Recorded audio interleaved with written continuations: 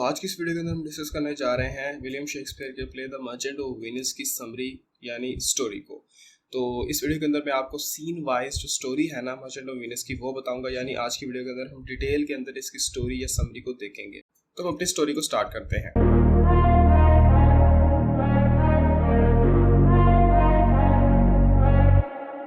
सबसे पहले हमारे पास है एक्ट 1 का सीन 1।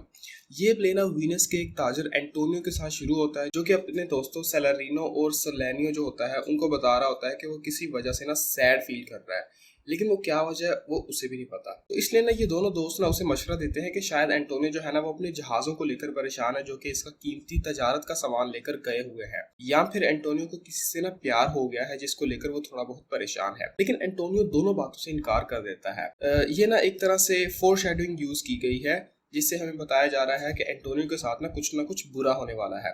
बिल्कुल यही चीज जो है ना शाइलोक के साथ भी होती है कि जब उसकी बेटी घर छोड़कर जाती है। तो इतने में ना एंटोनियो का एक काफी क्लोज फ्रेंड वहां पर आता है जिसका नाम होता है बेसानियो।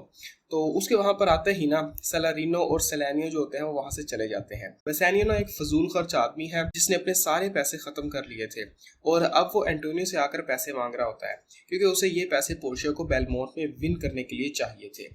अब एंटोनियो के पास उस टाइम तो पैसे नहीं होते, लेकिन वो बेसानियो से कहता है कि वो ना उसे किसी और से पैसे उधार लेकर जरूर देगा। उसके बाद हमारे पास एक्ट 1 का सीन 2। ये सीन जो है ना ये बेलमोंट में है, जहां पर हम पोर्शिया और उसकी वेटिंग लेडी नेरिसा को देखते हैं, जो कि एक तरह से ना पोर्शिया की दोस्त भी है। ये दोनों इस लॉटरी वाली गेम की बात कर रही होती हैं, जो कि पोर्शिया के फादर ने मरने से पहले पोर्शिया के होने वाले हस्बैंड को चूज करने के लिए बनाई थी। इसका मतलब ये है कि पोर्शिया अपना हस्बैंड जो है वो भी खुद चूज नहीं कर सकती, और पोर्शिया के जो सूटर्स है ना उनको 3 संदूकों में से एक संदूक जो कि सही हो वो चूज करके पोर्शिया को विन करना होगा। ये वो लॉटरी थी, यानी मामला जो है ना वो अब सारा लक का है। गेम के अंदर ना 3 संदूक होंगे, एक सोने का, एक चांदी का और एक लेड का। अगर कोई शूटर इस कैस्केट यानी संदूक को चूज करता है कि जिसमें पोर्शिया की तस्वीर है ना, तो ही वो पोर्शिया को विन कर पाएगा, और अगर उसने गलत संदूक चूज किया तो वो पूरी जिंदगी किसी से भी शादी नहीं करेगा। ये भी इस गेम का एक रूल है। फिर पोर्शिया और नेरिसा जो होती है ना वो इन सब शूटर्स के बारे में बात करती हैं जो कि पोर्शिया के लिए वो गेम खेलने के लिए आए थे, लेकिन पोर्शिया को ना इन सब में से कोई भी अच्छा नहीं लगता। तब यही नेरिसा जो होती है ना वो उसे एक ऐसे सोल्जर और स्कॉलर के बारे में बताती है जो कि वीनस का रहने वाला था और जिससे ना पोर्शिया एक बार मिली भी थी, और पोर्शिया को वो काफी पसंद आया था। ऑब्वियसली यहाँ पर वो दोनों बेसानियो की बात कर रहे हैं, यानी पोर्शिया इस गेम से पहले ही एक बार बेसानियो से मिल चुकी है जब पोर्शिया का फादर जिंदा था। उसके बाद है एक्ट 1 का सीन 3। ये सीन ना फिर से वीनस में है, जहाँ पर बेसानियो एक यहूदी मनी लैंडर से मिलता है जिसका नाम शाइलोक होता है, और उससे ना 3000 डकेट्स उधार मांगता है, जो कि वो 3 महीनों में उसे वापस कर देगा। और वो ना ये पैसे एंटोनियो के बिहाफ पर ले रहा होता है, यानी 3 महीने बाद एंटोनियो उसे ये पैसे वापस कर देगा। अब हमें ना यहाँ पर शाइलोक की सॉलिलोक्वी दिखाई जाती है, जिसमें वो काफी रीजंस देता है कि वो एंटोनियो से इतनी ज्यादा नफरत क्यों करता है। अब जब एंटोनियो वहां पर आता है ना तो वो उसे याद करवाता है कि पास्ट में किस तरह से एंटोनियो ने उसे जलील किया है। इस तरह वो दोनों एक दूसरे को बुरा भला कहते हैं, लेकिन एंड में शाइलोक जो होता है ना वो उसे पैसे उधार देने के लिए तैयार हो जाता है, लेकिन एक शर्त पर। और वो शर्त ये होती है कि शाइलोक जो है ना वो एंटोनियो को बिना किसी इंटरेस्ट के कर्जा देगा, लेकिन अगर एंटोनियो 3 महीनों में वो पैसे वापस ना कर पाया ना तो शाइलोक एंटोनियो का 1 पाउंड गोश्त ले लेगा। अगरचे बेसानियो शाइलोक की इस बात से अग्री नहीं करता और एंटोनियो को ये शर्त ना मानने को कहता है, लेकिन एंटोनियो को यकीन होता है कि उसके जहाज जो है ना वो 3 महीनों में वापस आ ही जाएंगे और वो शाइलोक के पैसे वापस कर देगा। इसलिए ना वो शाइलोक की बात को मानने के लिए अग्री हो जाता है। फिर वो और शाइलोक जो होते हैं ना वो एक क्लर्क के पास जाकर ना एक बॉन्ड बना लेते हैं, यानी एक अग्रीमेंट बना लेते हैं जिसके ऊपर एंटोनियो साइन कर देता है। उसके बाद है एक्ट 2 का सीन 1। ये सीन ना फिर से बेलमोंट में पोर्शिया के घर में है, जहां पर हमें पोर्शिया को विन करने के लिए आए हुए जो शूटर्स है ना उनमें से एक के साथ मिलवाया जाता है। ये एक प्रिंस है जिसको प्रिंस ऑफ मोरक्को कहा गया है क्योंकि वो मोरक्को से आया है, और ये रंग का थोड़ा सा सांवला है, यानी इसकी स्किन जो है वो डार्क है, और इसने अपने इलाके के यानी एशिया के फैशन के अकॉर्डिंग ना कपड़े पहने हुए थे, और उसके साथ ना इसके काफी सर्वर्स भी थे। ये काफी शेखी बिखेर रहा था। ये ना सिर्फ अपनी फिजिकल बॉडी की तारीफें कर रहा था बल्कि अपने खुद के ना एक गर्म मुल्क में रहने की तारीफें भी कर रहा था। फिर वो कहता है कि उसने ना किंग ऑफ पर्शिया को अपनी इसी तलवार से कत्ल किया है जो कि इस टाइम उसकी बेल्ट से लटक रही है, और उसके अलावा ना वो तुर्की के सुल्तान को भी 3 बार जंग में हरा चुका है। फिर वो कहता है कि वो ये भी जानता है कि उसकी ये सारी बातें जो है ना वो इस लॉटरी वाली गेम में काम नहीं आएंगी, क्योंकि ये किस्मत की बात है और ऐसा भी हो सकता है कि इस गेम में कोई और आदमी जो कि रैंक में इससे कई गुना छोटा हो वो पोर्शिया को जीत जाए। लेकिन वो फिर भी अपनी किस्मत आजमाने के लिए तैयार है और उसे ये शर्त भी मंजूर है कि अगर वो हार गया ना तो वो किसी भी लड़की से शादी नहीं करेगा। यकीनन पोर्शिया जो थी ना वो इस मूरिश प्रिंस की इन सब बातों से इम्प्रेस नहीं हुई। उसके बाद है एक्ट 2 का सीन 2। ये सीन ना विनस की एक गली में है जहां पर शेक्सपियर जो है ना वो अपनी ऑडियंस को थोड़ा बहुत एंटरटेन करता है। इस सीन में ना हमें लॉन्सलेट गोबो जो है ना उससे इंट्रोड्यूस करवाया जाता है जो कि इस प्ले का क्लाउन है। ये ना अपनी ट्रिक्स से ऑडियंस को एंटरटेन करता है। ये इतना ज्यादा खुश होता है कि ये ना अपने अंधे बाप के ऊपर भी ट्रिक्स परफॉर्म करता है। लॉन्सलेट दरअसल ना शाइलॉक का सर्वेंट है और उसकी एक सलीलुकी से हमें ये बताया जाता है कि ये अपने मास्टर को छोड़ना चाहता है और उसकी पहली वजह ये होती है कि शाइलॉक के घर में रहकर ना इस बेचारे को फाके काटने पड़ रहे हैं, यानी इसे ठीक तरह से खाना नहीं मिलता। और दूसरी वजह ये होती है कि शाइलॉक का घर उसे काफी बोरिंग लगता है जो कि इसकी अम्यूज करने वाली ट्रिक्स के लिए सूटेबल नहीं है। फिर वो कहता है कि उसने सुना है कि बेसानियो जो है ना वो बेलमोंट जा रहा है और उसे ना सर्वेंट्स की जरूरत है, तो इसलिए वो भी उसके साथ जाना चाहता है क्योंकि उसने सुना है कि बेसानियो जो है वो अपने सर्वेंट्स को अच्छा खाना और अच्छे कपड़े देता है। इतने में ना बेसानियो सीन में आता है और लॉन्सलेट जो होता है ना वो उसके साथ जाने के लिए पूछता है और बेसानियो जो होता है वो मान जाता है आगे से। हमें ये भी बताया जाता है कि बेसानियो का एक और दोस्त जो है ना जिसका नाम ग्रेटियानो है वो भी बेलमोंट जाना चाह रहा होता है बेसानियो के साथ। तो बेसानियो मान तो जाता है लेकिन वो उसे समझाता है कि वहां पर जाकर ना तुमने ज्यादा वाइल्ड नहीं हो जाना, क्योंकि ग्रेटियानो जो होता है इसकी नेचर काफी वाइल्ड होती है। उसके बाद है एक्ट 2 का सीन 3। अब हम शाइलॉक के घर में चलते हैं जहां पर हम देखते हैं कि लॉन्सलेट जो है ना वो शाइलॉक की बेटी जेसिका को गुड बाय कह रहा होता है। जेसिका बहुत ज्यादा दुखी होती है क्योंकि लॉन्सलेट ही वो अकेला था जो कि उसे इस घर में एंटरटेन किया करता था। फिर जेसिका ना लॉन्सलेट के थ्रू ना लोरेंजो को एक लेटर भेजती है। लोरेंजो वही है जिससे जेसिका प्यार करती होती है और लोरेंजो एक क्रिश्चियन था, लेकिन जेसिका उसके साथ भागने के लिए फिर भी तैयार हो जाती है और वो उससे शादी करके क्रिश्चियनिटी में भी कन्वर्ट होने के लिए तैयार थी। इससे हमें पता चलता है कि जेसिका अपने बाप के घर में बिल्कुल भी खुश नहीं है। उसके बाद हमारे पास है एक्ट 2 का सीन 4। ये सीन भी ना वीनस की एक स्ट्रीट में है जहां पर लोरेंजो को जेसिका का लेटर मिलता है जिससे उसे पता चलता है कि जेसिका जो है ना वो उसके साथ एक सर्वेंट के भेस में घर छोड़कर भागने के लिए तैयार है। वो इस लेटर में ना उसे ये भी बताती है कि वो ना आते हुए अपने बाप का कुछ सोना जो है ना वो भी अपने साथ लेकर आएगी। लोरेंजो ये सुनकर बहुत ज्यादा खुश होता है। लोरेंजो और उसके साथी जो होते हैं ना वो बेसानियो को बेलमोंट जाने के लिए उस रात ना एक शो भी अरेंज करवा रहे होते हैं। तो लोरेंजो सोचता है कि वो ना इस शो में जेसिका को ना भेस बदलकर एक टॉर्च पकड़ने वाला जो रोल है ना वो देगा। फिर वो अपना ये प्लान जो है ना अपने दोस्त ग्रेटियानो को बताता है और उससे हेल्प भी मांगता है। उसके बाद है एक्ट 2 का सीन 5। ये सीन शाइलॉक के घर के सामने वाली गली में है। बेसानियो ने ना बेलमोंट जाने से पहले आज दावत यानी शो में शाइलॉक को भी इनवाइट किया होता है। शाइलॉक इस दावत में जाने की तैयारी कर रहा होता है लेकिन वो डरा भी हुआ होता है क्योंकि उसने ना रात में अपने ख्वाब में पैसों के भरे हुए बैग देखे होते हैं जो कि उसके लिए एक बुरा शगुन होता है। फिर वो घर से जाने से पहले ना घर की चाबियां अपनी बेटी जेसिका को देकर जाता है और उसे ध्यान से रहने को कहता है क्योंकि वो नहीं चाहता था कि उस पर कोई भी मुसीबत जो है ना वो उसकी बेटी की वजह से आए। अब वो इस दावत में जाना तो नहीं चाहता था लेकिन वो फिर भी ये सोचकर चला जाता है कि चलो इसी बहाने जो है ना वो इन क्रिश्चियंस के और ज्यादा पैसे खर्च करवाएगा। फिर लॉन्सलेट जो होता है ना वो शाइलॉक को लेने के लिए आता है तो शाइलॉक अपनी बेटी को सारे दरवाजे और खिड़कियां बंद करने के लिए कहता है ताकि इसके कानों के अंदर ना इस शो की कोई भी आवाज ना आए। लेकिन इस बेचारे जू को क्या पता था कि आज की इस दावत में इसकी बेटी ही टॉर्च पकड़ने वाले लड़के का रोल प्ले करेगी। उसके बाद है एक्ट 2 का सीन 6। लोरेंजो ने ना अब जेसिका को इसके बाप के घर से भगाने के लिए सारे इंतजाम पूरे कर लिए थे। लोरेंजो के बाकी दोस्त भी ना शाइलॉक के घर के पीछे खड़े उसके आने का इंतजार कर रहे थे। जेसिका भी एक लड़का बनकर भागने के लिए तैयार थी। फिर जेसिका ना घर की विंडो से एक बॉक्स नीचे फेंकती है जिसमें सोने और जवाहरात थे। फिर वो नीचे आते हुए अपने साथ और भी पैसे लेकर आती है। इतने में ना एंटोनियो जो होता है वो ग्रेटियानो को बताने के लिए आता है कि आज वो लोग जो शो परफॉर्म करने वाले थे ना वो उन्हें बीच में ही छोड़ना होगा क्योंकि समुद्र में अचानक से हवा चलने लग पड़ी है जो कि बेसानियो के सफर के लिए जरूरी है। इसलिए बेसानियो ने अपना सफर अभी से शुरू कर दिया है, यानी वो जो शो था वो पोस्टपोन हो गया। उसके बाद है एक्ट 2 का सीन 7। ये सीन ना बेलमोंट में पोर्शिया के घर के एक कमरे में है जहां पर हम देखते हैं कि प्रिंस ऑफ मोरक्को जो है ना वो अब संदूक चूज करने वाला है। वो बड़े ध्यान से तीनों संदूकों को देखता है और फिर अपने प्राउड में आकर ना सोने वाला संदूक चूज कर लेता है।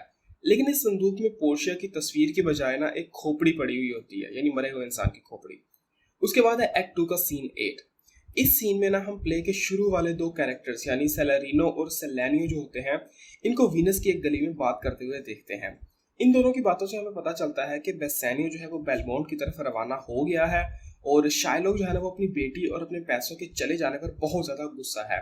इसलिए शाइलॉक जो है ना वो कानून का सहारा लेता है और वीनस का ड्यूक जो है ना वो खुद उसकी बेटी और उसके पैसों को ढूंढने के लिए निकल पड़ता है, लेकिन उसे भी कुछ नहीं मिलता। अब शाइलॉक की बेटी का एक क्रिश्चियन के साथ भाग जाना जो था ना, वो शाइलॉक के ना क्रिश्चियंस के लिए गुस्से को और भी ज्यादा बढ़ा देता है और वीनस की गलियों में ना शाइलॉक चिल्लाता हुआ कहता है, my daughter, oh my ducats, oh my daughter. अब शाइलॉक जो है ना वो एंटोनियो से बदला लेने के लिए और भी ज्यादा पक्का हो जाता है और हमें सेलारिनो की बातों से ये भी पता चलता है कि शायद एंटोनियो के जहाज जो है ना वो समुद्र में तबाह हो गए हैं। लेकिन ये ना सिर्फ अभी एक अफवाह थी और एंटोनियो के दोस्त ना फिर भी एंटोनियो के लिए बहुत ज्यादा परेशान थे। उसके बाद है एक्ट 2 का सीन 9।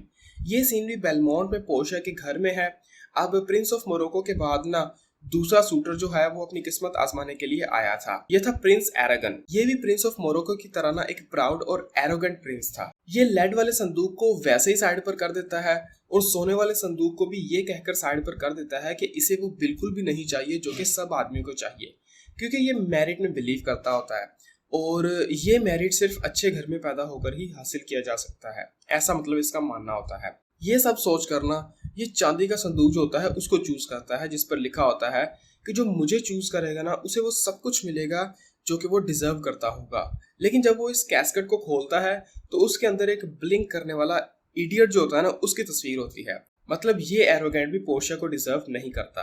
उसके बाद हमारे पास है एक्ट 3 का सीन 1। ये सीन ना फिर से वीनस की गलियों में दिखाया जाता है, जिसमें फिर से सेलेरिनो और सेलेनियो जो होते हैं ये डिस्कस कर रहे होते हैं कि एंटोनियो के जहाज तबाह हो चुके हैं और इसी तरह सेलेरिनो जो होता है ना वो ये भी सस्पेक्ट करता है कि एंटोनियो जो है ना वो शाइलॉक से शर्त भी हार गया है शायद। लेकिन जब शाइलॉक वहां पर आता है ना तो वो दोनों शाइलॉक को इसकी बेटी के भाग जाने वाली बात से तंग करते हैं। जब वो शाइलॉक से पूछते हैं कि अगर एंटोनियो पैसे वापस ना कर पाया तो क्या शाइलॉक जो है वो सच में एंटोनियो का 1 पाउंड गोश्त ले लेगा, तो शाइलॉक कहता है कि वो ऐसा जरूर करेगा, चाहे वो 1 पाउंड गोश्त इसके किसी भी काम का ना हो। यहाँ पर वो फिर से वो सारी इंसल्ट जो होती है ना वो रिपीट करता है जो कि एंटोनियो ने उसे दी थी और यहाँ पर ना क्रिश्चियंस और ज्यूज के बराबर होने की बातें भी वो करता है। वो कहता है कि चाहे वो एक यहूदी है लेकिन है तो एक इंसान ही ना, और अब जब उसे बदला लेने का मौका मिल रहा है ना तो वो इस मौके को बिल्कुल भी नहीं गवाएगा। और ये ना शाइलॉक का एंटोनियो से बदला नहीं होगा बल्कि ये सारे ज्यूज का सारे क्रिश्चियन से बदला होगा। अब सेलेरिनो और सेलेनियो जो होते हैं वो वहां से चले जाते हैं और अब वहां पर शाइलॉक का दोस्त ट्यूबल आ जाता है और वो ना शाइलॉक को बताता है कि उसने पता करवाया है और शाइलॉक की बेटी जो है ना वो जेनेवा तो बिल्कुल भी नहीं गई। ये सुनकर ना शाइलॉक और ज्यादा गुस्सा हो जाता है और वो अपनी बेटी को अपने बाप और अपने रिलीजन के साथ गद्दारी करने पर कर्ज करता है। और फिर जब ना ट्यूबल जो होता है वो शाइलॉक को एंटोनियो के जहाजों की तबाही के बारे में बताता है ना तो शाइलॉक का एंटोनियो से बदला लेने का और भी ज्यादा इरादा जो होता है वो बढ़ जाता है और शाइलॉक जो होता है ना वो ट्यूबल से एक लॉयर अरेंज करने को कहता है। उसके बाद है एक्ट 3 का सीन 2। ये सीन बेलमोंट में पोर्शिया के कमरे में है। अब बेसानियो भी वहां पर आ गया है और पोर्शिया जो कि पहले ही बेसानियो को अपना दिल दे चुकी है वो अपनी परेशानी को कंट्रोल नहीं कर पा रही होती। और जब प्रिंस ऑफ मोरक्को और प्रिंस एरागन जो थे ना उन्होंने अपनी किस्मत आजमाई थी ना तो वो बिल्कुल ही चुप थी। लेकिन बेसानियो की बारी ना वो उसे ये गेम थोड़ी देर के लिए डिले करने को कहती है और बेसानियो से ना अपने प्यार को कन्फेस कर देती है। फिर जब बेसानियो अपनी किस्मत आजमाने के लिए आता है ना तो पोर्शिया म्यूजिशियंस को बुलाती है ताकि वो अपने दिल में चलने वाली खलबली को कम कर सके। लेकिन उसे यकीन होता है कि अगर बेसानियो उससे प्यार करता है ना तो वो यकीनन उसे विन कर लेगा। बेसानियो जो होता है ना वो गोल्ड और सिल्वर दोनों कैस्केट्स को रिजेक्ट कर देता है क्योंकि उसके मुताबिक सोना और चांदी जो है ना वो दोनों ही उसके लिए एक धोखा है। जो लेड का सिंबल है ना वो उसे स्ट्रेट फॉरवर्ड लगता है। जब पोर्शिया उसे लेड वाली कैस्केट चूज करते हुए देखती है ना तो उसकी खुशी का कोई ठिकाना नहीं रहता, लेकिन वो अपने इमोशंस को कंट्रोल कर लेती है क्योंकि उनका प्यार सच्चा था इसलिए वो जीत गया, ऐसा पोर्शिया को लगता है।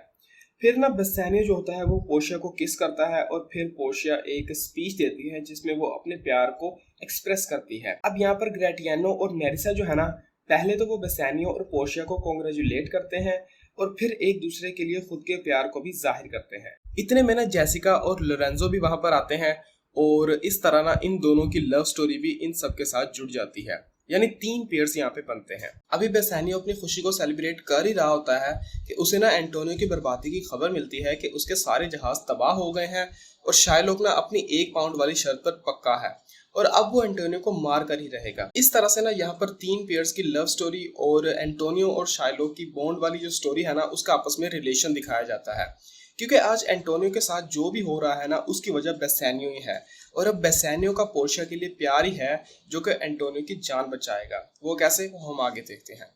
जब पोर्शिया को एंटोनियो की हालत के बारे में पता चलता है ना तो वो बेसानियो से जल्दी से अपने दोस्त की मदद करने के लिए जाने को कहती है। पहले पोर्शिया और बेसानियो शादी करते हैं, फिर पोर्शिया जो होती है ना वो बेसानियो को शाइलोक का कर्ज उतारने के लिए ना 20 गुना ज्यादा सोना देती है, क्योंकि वो चाहती थी कि एंटोनियो को किसी भी कीमत पर बचाना चाहिए। जैसे ही बेसानियो और ग्रेटियानो जो होते हैं ना वो दोनों वीनस के लिए निकल रहे होते हैं ना तो पोर्शिया और नेरिसा इन दोनों को एक एक रिंग देती हैं और कहती हैं कि चाहे कुछ भी हो जाए ना वो ये अंगूठी किसी भी हालत में किसी को नहीं देंगे। अगर उन्होंने ये अंगूठी कहीं पे गवा दी या किसी को दे दी ना तो वो समझ जाएंगी कि ये दोनों उनसे प्यार नहीं करते हैं। उसके बाद है एक्ट 3 का सीन 3। ये सीन वीनस की एक गली में है। शाइलोक ने एंटोनियो को जेल में डाल दिया है और वो ना अब अपनी 1 पाउंड वाली शर्त पर बिल्कुल राजी है।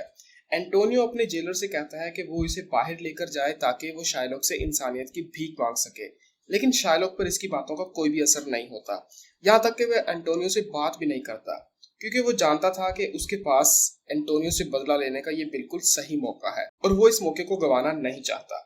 जब सेलेरिनो जो कि वहां पर मौजूद होता है वो जब एंटोनियो को ये कहकर तसल्ली देता है कि ड्यूक ऑफ वीनस जो है ना वो ये काम बिल्कुल भी नहीं होने देगा, तो एंटोनियो कहता है कि ड्यूक ऑफ वीनस भी कानून की वायलेशन नहीं कर सकता। ड्यूक भी शाइलोक की बात मानने के लिए तैयार है क्योंकि उसे इंसाफ करना होगा। वो कहता है कि अगर इस फैसले में ड्यूक ने किसी भी किस्म की तरफदारी यानी बायसनेस दिखाई ना तो वीनस शहर का ट्रेड का जो सिस्टम है ना वो खराब हो जाएगा, क्योंकि वो लॉ पर ही डिपेंड करता है। उसके बाद है एक्ट 3 का सीन 4। ये सीन पोर्शिया के घर में है जब बेसानियो और बाकी सब वहां से वीनस के लिए चले जाते हैं। तो पोर्शिया जो होती है ना वो चुपचाप नहीं बैठती, वो एक प्लान बनाती है और बाकी सबको ये बताती है कि जब तक उसका हस्बैंड घर वापस नहीं आ जाता ना वो एक मोनेस्ट्री में रहेगी और तब तक ना वो अपने घर का सिस्टम जो है वो लोरेंजो के हवाले करके जाती है। फिर ना वो अपने एक नौकर बेल्थाजार से कहती है कि वो एक लेटर उसके एक कजन डॉक्टर बिलेरियो जो कि पेडुआ में रहता है उसके पास लेकर जाए, उसे जल्दी से जल्दी ना यहाँ पर आने को कहे। डॉक्टर बिलेरियो उसके इस लेटर का जवाब देता है और वीनस जाने वाली ना एक रोड पर वो दोनों मिलते हैं। पोर्शिया का प्लान ये होता है कि वो ना नेरिसा के साथ एक लॉयर बनकर वीनस जाएगी और एंटोनियो का केस लड़ेगी। यहाँ पर वो थोड़ी सी ना खुशी शो करती है और नेरिसा से ना शर्त लगाती है कि जब वो दोनों हुलिया बदलकर लड़का बनेंगी ना तो वो ना नेरिसा से भी ज्यादा खूबसूरत लगेगी। उसके बाद है एक्ट 3 का सीन 5। ये सीन पोर्शिया के गार्डन में है। ये सीन ना सिर्फ पोर्शिया और नेरिसा के वीनस जाने के लिए लगने वाले टाइम को कवर करने के लिए है, इसकी कोई और ड्रामेटिक इंपॉर्टेंस नहीं है।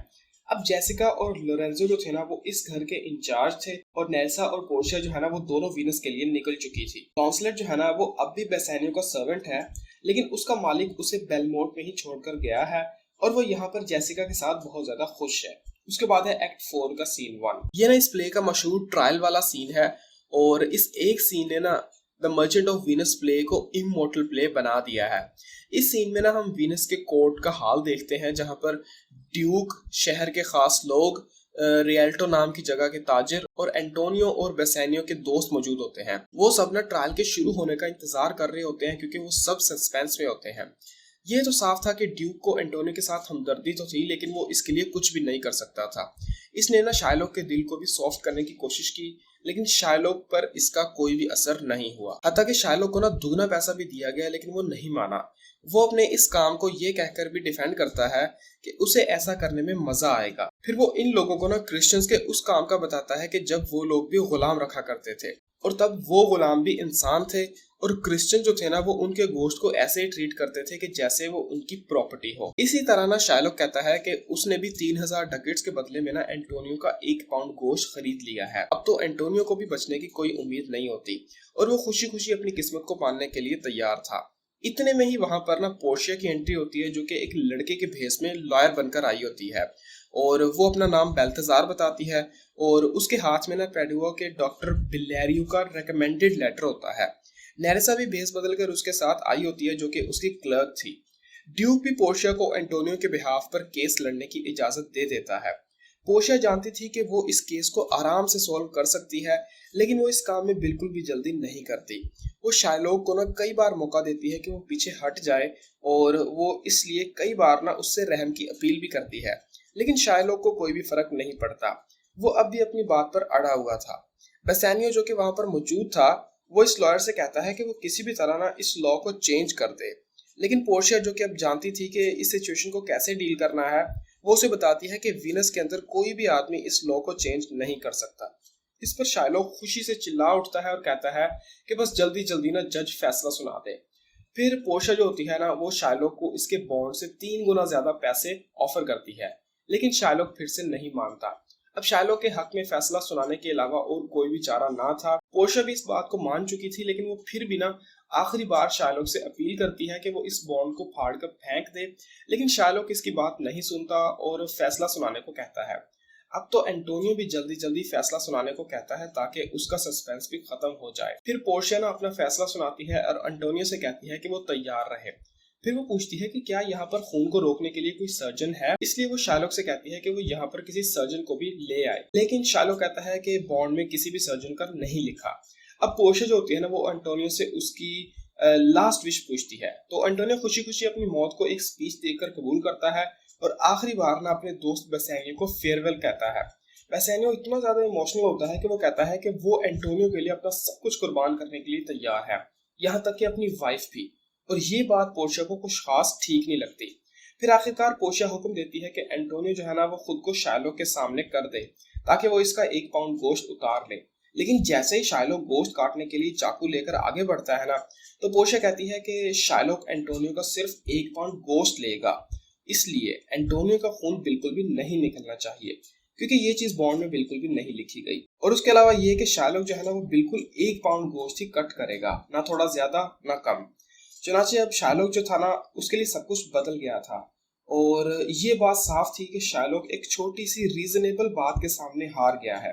जब शाइलॉक को समझ आता है कि अब वो हार चुका है, तो वो कहता है कि वो ना एंटोनियो को 3 गुना ज्यादा पैसे लेकर छोड़ देगा। लेकिन अब पोर्शिया कहती है कि उसे सिर्फ 1 पाउंड गोश्त ही मिलेगा। इतने में शाइलॉक जो होता है ना, वो कोर्ट से जाने वाला होता है, तो पोर्शिया उसके सामने आती है और उसे वीनस के एक कानून के बारे में बताती है। और वो कानून ये था कि अगर कोई नॉन क्रिश्चियन किसी शहरी की जिंदगी को खतरे में डालता हुआ गिल्टी पाया गया ना, तो उसकी सारी दौलत उससे ले ली जाएगी और उसे मौत की सजा मिलेगी। अब शाइलॉक जो था ना, वो रहम की भीख मांगता है, लेकिन पोर्शिया बिल्कुल भी मर्सी शो नहीं करती। उसे सिर्फ एक शर्त पर जाने दिया जाता है कि वो अपनी आधी दौलत एंटोनियो को दे दे और बाकी जो आधी दौलत है ना, वो भी अपने मरने पर उनके नाम कर दे। उसके साथ साथ उस पर एक और बम गिराया जाता है, जो कि ये होता है कि ये ज्यू जो है ना, ये फौरन क्रिश्चियनिटी में कन्वर्ट हो जाए। ये सब होने के बाद शाइलॉक एक उदास चेहरे के साथ वहां से चला जाता है।